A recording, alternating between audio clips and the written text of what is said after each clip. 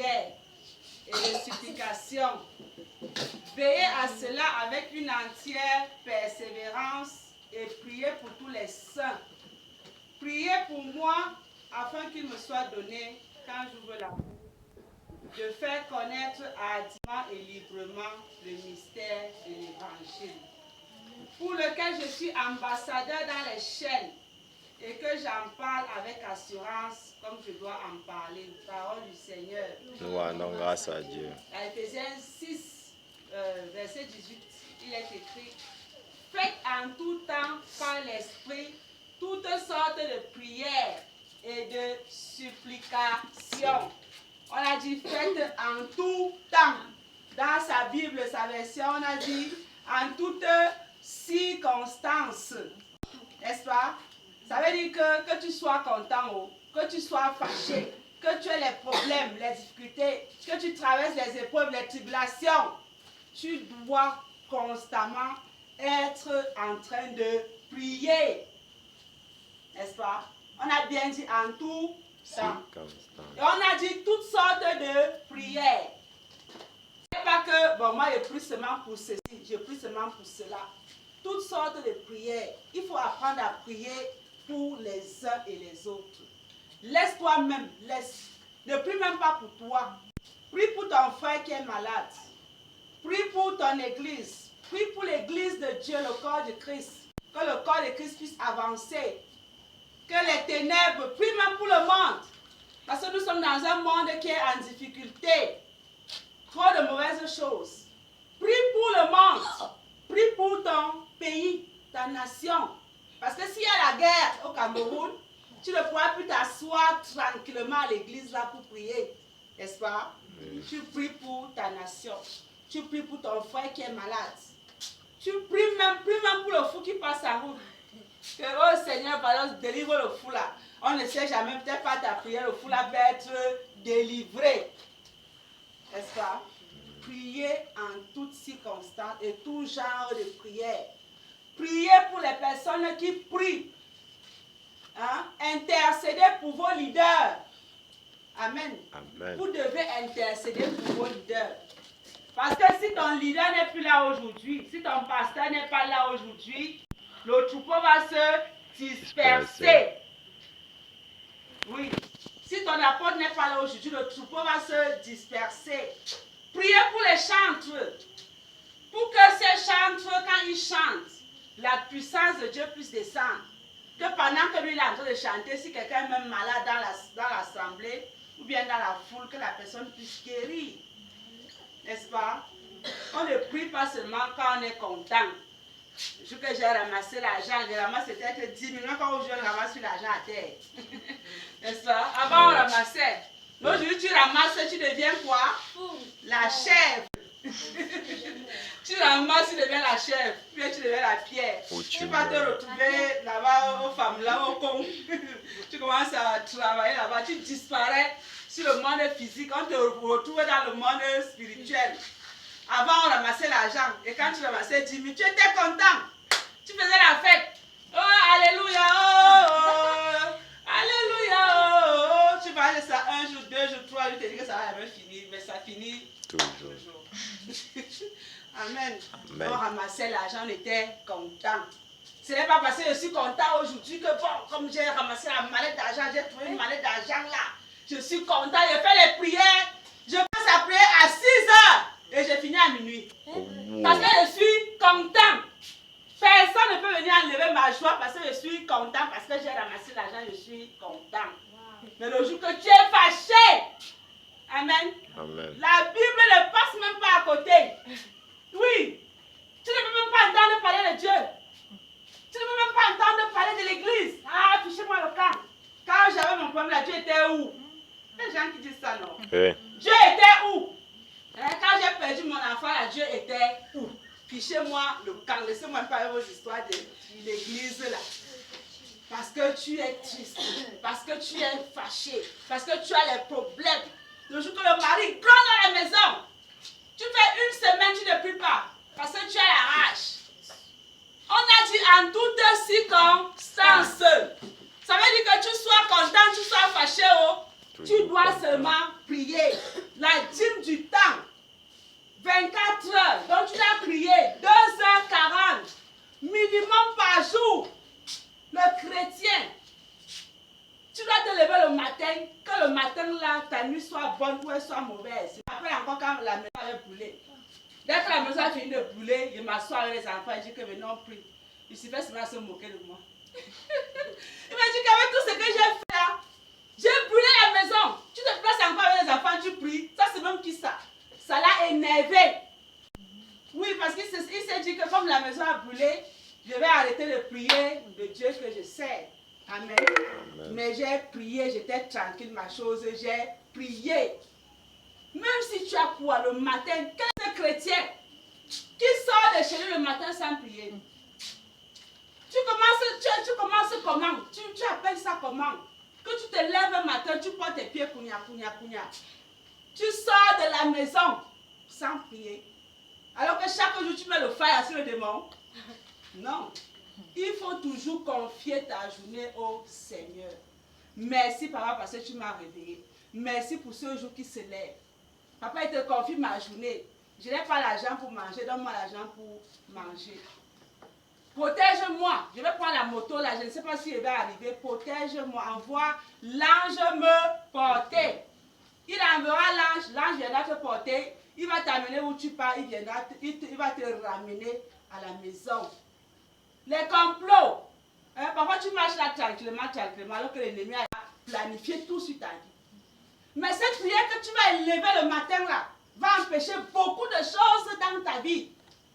Amen. Amen. Ne vous levez plus le matin sans prier. Que tu sois content, que tu sois fâché. Même si ton père t'a grondé, même si ta mère t'a chifflé, même si on t'a fait quoi, lève-toi le matin, tu pries avant de sortir de chez toi.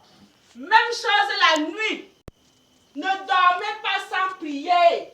Parce que quand tu dors sans prier, les portes sont ouvertes à l'ennemi. Hein? La prière de la nuit ferme la porte à l'ennemi. Ça empêche que le sorcier puisse entrer. Quand il va vouloir entrer, il va trouver qu'il y a la protection qui est là. Ça va empêcher qu'il entre. Il va vouloir entrer, il sera bloqué, il va rester à l'extérieur. Mais le jour que tu dors sans prier, la porte est ouverte. Parfois je dors comme ça, le Seigneur me montre. Vous avez laissé la porte ouverte. Ça veut dire quoi? Est-ce qu'on a laissé la porte ouverte? La porte est fermée, non? Mais il montre qu'aujourd'hui, là, vous avez dormi sans prier. Et la porte est ouverte, que l'ennemi peut entrer par cette porte-là pour vous nuire. Même si c'est à quelle heure, dès qu'il voit comme ça, bam, je dois me lever, je commence à prier. Je ferme immédiatement la porte pour que l'ennemi n'entre pas. Parce que le diable est là pour égorger, détruire. Et quand il vient pour te finir, il ne te finit pas doucement. Chaque jour, je vous dis ça ici. Le jour que le diable a l'occasion de te faire du mal, il ne va pas faire doucement. Pourquoi? Parce qu'il n'a jamais l'occasion. Et que tu es toujours là. Fire. J'envoie le feu. J'envoie le feu. Je t'envoie le feu du Saint-Esprit. Tu envoies le feu. Fire, fire, fire. Boum, boum, boum, boum. Il faut envoyer le feu là chaque jour. Amen. Amen. Parce que le jour que tu relâches un peu, l'ennemi dit que, voilà, par l'occasion, il vient là, cogna. Il prend l'enfant, bim, il poignarde. Oui. S'il ne peut pas toucher l'enfant, il te prend toi-même, tchouk. Tu te lèves là le matin, tu as mal là, tu ne sais pas où le mal est sorti. Alors que l'ennemi a trouvé la porte, il est entré, il a fait ce qu'il avait à faire. Amen. Amen. Donc je vous en prie, quelle que soit la tribulation que tu peux avoir, même si tu es endeuillé. Quand j'ai perdu mon papa derrière moi, je priais toujours chaque jour. Et il y avait tellement de problèmes dans ma famille. Amen. Amen. C'est quand tu as deuil et que tu as le mariage que tu connais qui est qui dans la famille. Mais je priais toujours. Je priais le matin, je priais le soir. Le deuil ne m'empêche pas de prier. Même la maladie, si tu as mal à la tête, dis seulement que Seigneur, aie pitié de mon mal de tête là. Tu te couches, tu dors. Il aura pitié de ton mal de tête là. Il va écouter ta prière. Et on demande, la Bible dit encore, veillez à cela avec une entière persévérance. La persévérance. Qui persévère? Quand tu rencontres un enfant qui est bâti dans une église, il a déjà fait 10 ans. Tu demandes que mon frère, tu pars où? Il dit que non, moi je persévère à vie nouvelle. Moi, je persévère à l'ambassade de Christ. Hein? Moi, je persévère à la CBC. Ou bien au Full Gospel Mission. Ça veut dire que quoi? Ça veut dire qu'il est là-bas depuis, non? Et que, bon, peut-être que ça ne va pas encore comme ça va, mais il est là. Voilà. Il est à son poste. Il attend la prophétie. Il attend que ce que Dieu a dit à son sujet là se réalise. Amen. Amen. Donc, persévérer. La Bible demande de persévérer. J'aimerais qu'on rencontre peut-être Gladys en route. On dit à Gladys que tu vas où? Elle dit que non, je persévère là-bas et il y a chez tel maman apôtre. Ou bien je persévère et il y a chez tel pasteur. La persévérance. On ne vient pas à l'église comme les étrangers. Ou bien les visiteurs. Je parlais l'autre jour, c'est les visiteurs. Quitter du statut de visiteur et d'étranger pour être fidèle à l'église et pour être enfant de Dieu. Amen. Maintenant, il dit, priez pour moi afin qu'il me soit donné, quand j'ouvre la bouche, de faire connaître hardiment et librement le mystère de l'évangile. Amen. Vous devez prier pour vos pasteurs. Amen. Amen. Vous devez prier pour vos dirigeants. Parce que le dirigeant, si vous tous là, vous priez pour nous, vous allez voir que nos vies vont commencer à changer. Et si nos vies changent, forcément, vos vies aussi doivent changer. Amen. Je ne veux pas faire que j'ai l'argent et qu'un de mes enfants a un problème. Je m'assois sur l'argent, je mange. L'argent là fait quoi? Ça ne va rien faire. Au contraire, ça va même diminuer. Hein? C'est mieux de donner pour que le Seigneur multiplie. Or, pour donner, il faut que nous en soyons déjà d'abord bien. Hein? Tu es là, tu apportes. L'autre jour, je dors. Je suis là comme ça avec les 5 heures du matin. Je vois comment quelqu'un fait comme ça avec la main. Quelqu'un fait comme ça avec la main. Hein? Il fait comme ça, là. Comme le fond là. Vois. Il veut prendre ce que Dieu a mis en moi. Est-ce que c'est normal? Ce n'est pas normal. Ça veut dire que vous ne priez pas encore suffisamment pour nous. Hein? Je suis ta mère. Ça se passe pour que quelqu'un sort d'ailleurs. Il vient pouvoir combattre avec ta mère. Tu vas laisser? C'est la même chose, non? C'est la même chose. Si je suis ta mère spirituelle, un marabout vient, un sorcier dans le quartier. Il vient pour m'attaquer. Il vient m'attaquer. Pourquoi? Alors que tu es là. Et vous êtes nombreux. Ça veut dire que si vous êtes 5, 10, vous intercédez, les 10 là, vous allez faire le front. Ils ne pourront pas même arriver. Il va souvent réfléchir que ouais, je vais même faire comment pour atteindre les gens là. Il va maintenant chercher à vous disperser, vous disloquer. Parce qu'il ne peut pas atteindre. Il dit, viens faire comme ça, il vient faire comme ça. Je suis là. J'étais sur de rire. Je dis que quelqu'un peut voir comment le tissu a fait aujourd'hui. Il fait ça. Donc il n'arrivait pas à atteindre. Parce qu'il y avait la protection. Moi j'ai prié normalement. J'ai même passé toute la nuit à prier. Donc il est venu, il a trouvé qu'il y avait la protection autour. Il n'y avait pas moyen. Mais il voulait arracher. Ça veut dire qu'il sait que là-bas, à telle position, il y a une femme là-bas. Il va aller chercher le renfort. Amen. Amen. Et il faut que quand il vient, il trouve aussi qu'à mon niveau, il y a aussi un renfort qui est Dieu, qui est les prières que vous élevez chaque jour pour nous, pour vos leaders, pour vos pasteurs, pour le grand prophète, pour l'apôtre. Amen. Amen. Vous devez prier pour vos dirigeants. Que quand quelqu'un se lève, il veut même mal parler du dirigeant, bim, on le dose. Là, je vais le doser. Oui, parce qu'il sent que, hey, j'ai voulu parler de tel là-bas, là, c'est fort. C'est mauvais. Vous devez prier pour vos dirigeants. Priez pour nous. Voilà, Paul, il était apôtre, l'apôtre Paul. Mais il demandait la prière des personnes pour lesquelles il priait, des personnes pour lesquelles il enseignait, des personnes à qui il donnait des enseignements. Il réclamait la prière de leur part. Et il finit en disant qu'il est ambassadeur par les chaînes. Et que par vos prières, de la grâce d'annoncer cet évangile avec assurance. Amen. Amen. Donnez-nous la grâce de vous annoncer l'évangile avec assurance. Parce que ce n'est pas facile. Amen. Amen. Mais si nous sommes unis, ça sera de plus en plus facile. Et ça va même nous motiver, ça va nous donner le zèle. Quand je me lève, je dis que non, moi je ne pas avec toi deux. Allez dire là-bas aux gens que Même les morts, je vais ressusciter. Au nom de Jésus. Amen. Parce que je sais qu'il y a un peuple qui est là qui me soutient et que moi je suis devant, non? N'est-ce pas? Amen. J'ai le zèle. J'ai le zèle. J'ai dit qu'on amène même les boiteux. On va les faire marcher. Amen. Amen. Je fais la publicité de...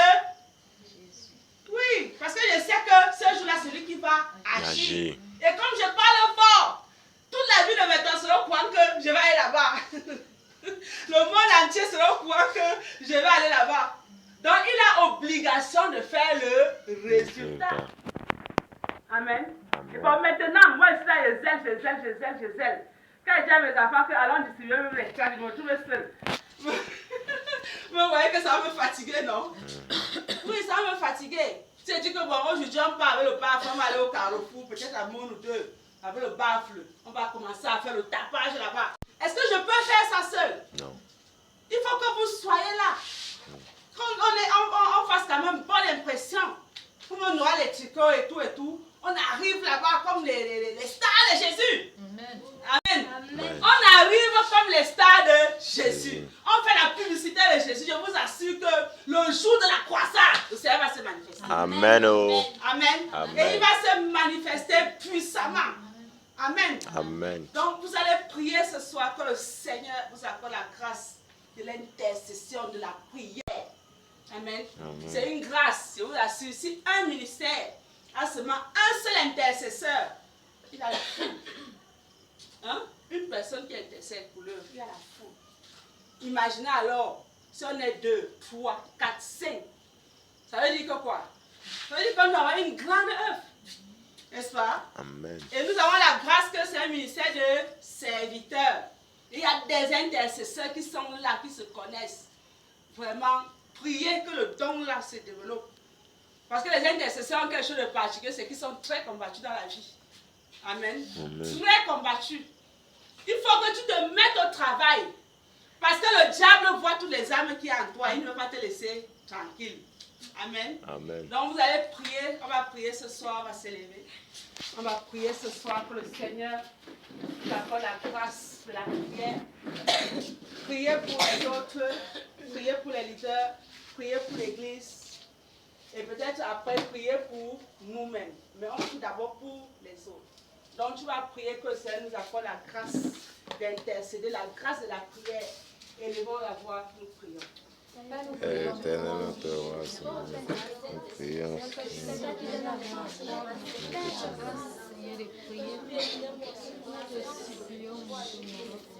Je prie pour